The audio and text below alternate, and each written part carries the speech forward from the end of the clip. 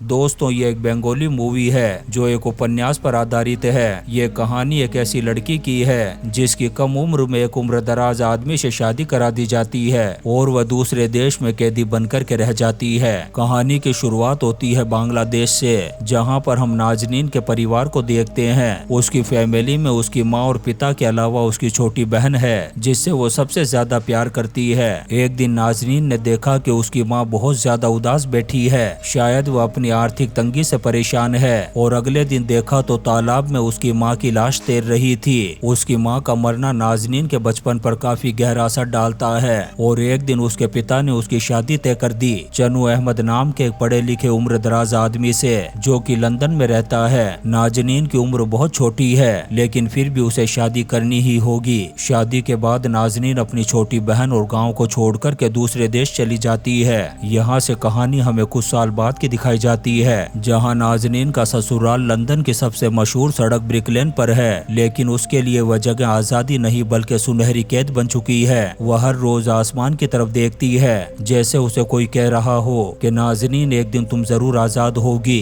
कभी कभी जिंदगी हमें एक ऐसी जगह ले आती है जहां हम सिर्फ सांस लेते हैं मगर जीते नहीं। वही हाल नाजनीन का भी है। दिन रात वही काम, वही खामोशी, वही तन्हाई। अब उसकी दो बेटियां हैं। उसका पहला बच्चा बेटा था जिसकी मौत हो चुकी है। उसे सांस लेने में दिक्कत थी और कुछ ही महीनों में उसकी मौत हो गई। नाजनीन को अपनी बहन और अपने गांव की बहुत याद आती है। उसके पति ने उसे कई बार कहा है कि वो एक दिन उसे बांग्लादेश जरूर लेकर के जाएगा, लेकिन अभी तक वो उसे लेकर के नहीं गया। नाजनीन का पति लंदन में बंगाली इमिग्रेंट लाइफ जी रहा है। उसकी जिंदगी में फ्रस्ट्रेशन और डिसअपॉइंटमेंट है। लंदन में उसे वो इज्जत और वो सक्सेस नहीं मिल रही। वैसे चन्नू अहमद एक नेक इंसान है लेकिन बहुत गर्बीला और सपनों में खोया हुआ आदमी है। वो अपनी जिंदगी में कुछ बड़ा करना चाहता है पर हमेशा नौकरी, समाज और निराशा के बीच झूलता रहा है। वह अपनी बेटियों को भी लंदन की लाइफ जीने नहीं दे रहा, यहाँ तक कि उसकी बेटियां लंदन के माहौल में पली बड़ी हैं। इसीलिए वो लंदन का रहन सहन जीना चाहती हैं और यहाँ के माहौल के हिसाब से कपड़े पहनना चाहती हैं। लेकिन चन्नू अहमद को ये बिल्कुल भी पसंद नहीं था। वो दिन भर सिर्फ काम की ही बात करता है और अपनी तारीफ। नाजनीन क्या कहना चाहती है वो बिल्कुल भी सुनना नहीं चाहता। आज चन्नू ने नाजनीन से कहा कि आज रात डिनर पर मेरे बॉस आने वाले हैं, इसलिए डिनर में कुछ अच्छा बनाना। बच्चे स्कूल चले जाते हैं, वहीं चन्नू ऑफिस चला जाता है। नाजनीन दिन भर घर में अकेली रहती है। वो चिट्ठी के जरिए से अपनी छोटी बहन से बात करती है। वहीं उसकी छोटी बहन को लगता है कि नाजनीन जहाँ पर है वो तो सपनों का शहर है। वहाँ जिंदगी कितनी खूबसूरत होगी, चमकते और गोरे चेहरे और कितने सुंदर सुंदर लोग। लेकिन नाजनीन को पता है कि यहाँ जिंदगी कैसी है। रात को चन्नू अपने बॉस को साथ घर लेकर के आया। उसके बॉस ने नाजनीन की बड़ी बेटी शाहाना से कुछ क्वेश्चन पूछे। अच्छी तरीके से जवाब नहीं देने पर चन्नू अहमद बॉस के सामने ही शाहाना पर चिल्लाने लगा। बॉस के चले जाने के बाद आज नाजनीन ने फिर से बांग्लादेश जाने की बात कही, लेकिन उसके पति का भी यही कहना था कि वो इस तरह सब कुछ छोड़ कर के नहीं जा सकते, उसे अभी प्रमोशन चाहिए। इसीलिए वो बॉस को डिनर पर घर लाया था। फिर हम देखते हैं कि नाजनीन सोसाइटी की एक औरत रजिया से मिलती है। रजिया एक खुले दिल वाली औरत है जो कि एक सिंगल पेरेंट है। वो अपनी बेटी के साथ घर पर अकेली रहती है। तभी नाजनीन की नजर उसके घर पर रखी सिलाई मशीन पर पड़ती है। रजिया को पता है कि नाजनीन काम करना चाहती है, इसलिए उसने फौरन वो सिलाई मशीन नाजनीन के घर पर पहुंचा दी। आज नाजनीन बहुत ज्यादा खुश थी क्योंकि वो खुद से काम करना चाहती है। उसे लगा था कि शाम को जब उसका पति घर आएगा तो उसे ये देख कर के बहुत खुशी होगी। लेकिन जब चन्नू घर पर आया तो वो तो अपना टीवी उठा कर के अपने कमरे में चला गया। उसने एक बार भी नहीं पूछा कि आखिर ये सिलाई मशीन कहाँ से आई। खैर अगले दिन रजिया ने नाजनीन के घर पर एक लड़के को भेजा जिसका नाम करीम था। करीम कुछ कपड़े लेकर के आया था जिस पर नाजनीन काम करेगी। करीम फोन पर बांग्लादेशी लैंग्वेज में बात करता है। इतने सालों बाद अपनी मातृभाषा सुन करके उसे करीम अपना सा लगा। रात को शाहाना और उसके पिता में फिर से बहस हो गई क्योंकि वो अपने पिता से कह रही थी कि मैं लंदन के तौर तरीकों के हिसाब से रहना चाहती हूँ। लेकिन चन्नू को यह सब पसंद नहीं था। गुस्से में आकर के उसने शाहाना पर आज हाथ उठा दिया, लेकिन नाजनीन कुछ भी नहीं कर सकती थी। उसे ये सब देख कर के बार बार अपना बचपन याद आता है क्योंकि वह गरीब जरूर थी लेकिन आजाद थी। अगले दिन करीम फिर से कपड़े लेकर के आया और अब नाजनीन के घर पर उसका आना जाना लगा रहता है। उसे करीम में नई सोच और आजादी दिखाई देती है। उसकी बातें कुछ इस तरह की ही है।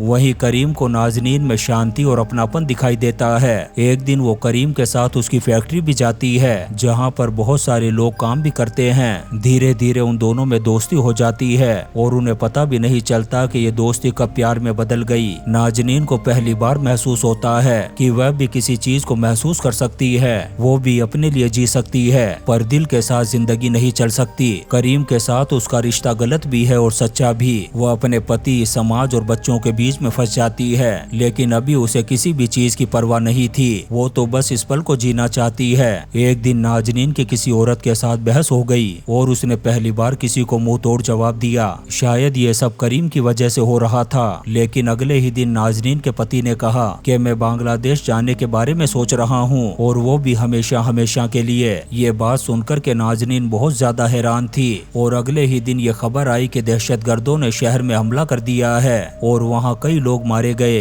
इसलिए चन्नू अब लंदन में बिल्कुल भी नहीं रहना चाहता था। जब अगले दिन करीम घर पर आया तो नाजनीन ने उसे सारी बात बताई। करीम उससे शादी करना चाहता है, लेकिन नाजनीन ने उसे इसका कोई जवाब नहीं दिया। तभी अचानक से नाजनीन का पति आ जाता है और उसने आज करीम को नाजनीन के साथ देख लिया। ये देख कर के उसका दिल बहुत ज्यादा दुखा। शायद वो अपने काम पर बहुत ज्यादा बिजी हो गया था, लेकिन अब वो नाजनीन से बहुत ज्यादा नाराज है। इस बात का गुस्सा वो अपनी बेटियों पर भी निकालता है। फिर इस बारे में नाजनीन ने रजिया से जाकर के बात की कि उसे क्या फैसला लेना चाहिए। रजिया ने उसे समझाया कि उसका जो दिल चाहता है वही करे, तभी वह सही मायने में आजाद होगी। और एक दिन करीम और नाजमीन के बारे में उसकी बेटी शाहाना को भी पता चल गया। शाहाना ने नाजमीन से कहा कि अगर वो सच में करीम से प्यार करती है तो वो उसके साथ चली जाए, लेकिन नाजमीन अपनी बेटियों को भी छोड़ना नहीं चाहती, क्योंकि अगर उसने करीम से शादी कर ली तो उसकी बेटियों का क्या होगा। अब शाहाना अपनी माँ से नाराज हो जाती है क्योंकि वो उसकी बात नहीं मान रही। वहीं चन्नू अब हर वक्त नाजनीन के बारे में ही सोचता रहता है। अगले दिन करीम जवाब चाहने के लिए नाजमीन को अपने पास बुलाता है। करीम ने उससे कहा कि तुम अपने पति को तलाक दे दो और मुझसे शादी कर लो, लेकिन नाजमीन ने ऐसा करने से साफ इनकार कर दिया कि वो करीम से शादी नहीं करेगी और करीम वहाँ से चला गया। उसने एक बार भी मुड़कर के उसे नहीं देखा। नाजमीन को एहसास हो गया था कि उसे किसी मर्द के साथ नहीं बल्कि अपने आप के साथ जीना है। वो करीम को छोड़ देती है और अपना रास्ता खुद चुनती है। और अब बांग्लादेश लौटने का वक्त आ गया था, लेकिन शाहाना उनके साथ जाना नहीं चाहती। और आज नाजनीन ने अपने पति चन्नू से खुलकर के कहा कि वो उसके साथ नहीं जाना चाहती, वो खुद अब अपने फैसले लेगी। चन्नू को समझ में आ गया था कि उसे उसके काम के लिए लंदन में इज्जत नहीं मिली, इसीलिए वो नाजनीन और उसकी बेटियों को छोड़कर के अकेला ही बांग्लादेश जाने का फैसला करता है। और नाजनीन ब्रिक लेन में अपने बच्चों के साथ रह जाती है, एक नई शुरुआत के साथ। और अब वो डरती भी नहीं, क्योंकि उसने अपने अंदर की ताकत को पहचान लिया था। औरत की जिंदगी किसी और के फैसले में नहीं चलती। प्यार, तन्हाई और आजादी तीनों का मतलब अपने आप को पहचानने में है। ये कहानी हर उस औरत के लिए है जिसने कभी खुद से कहा कि अब बस बहुत हुआ, अब मैं खुद के लिए जीऊंगी। नाजनीन ने ना ही अपने पति को चुना और ना ही अपने प्यार को, उसने खुद को चुना। और इसी सीन के साथ ये शानदार मूवी ब्रिक लेन खत्म हो जाती है। दोस्तों, हम आपके लिए ऐसी ही इंटरेस्टिंग मूवीज एक्सप्लेन करते रहेंगे, तो आप चैनल को सब्सक्राइब जरूर करें और लाइक और कमेंट्स भी करें। Thank you.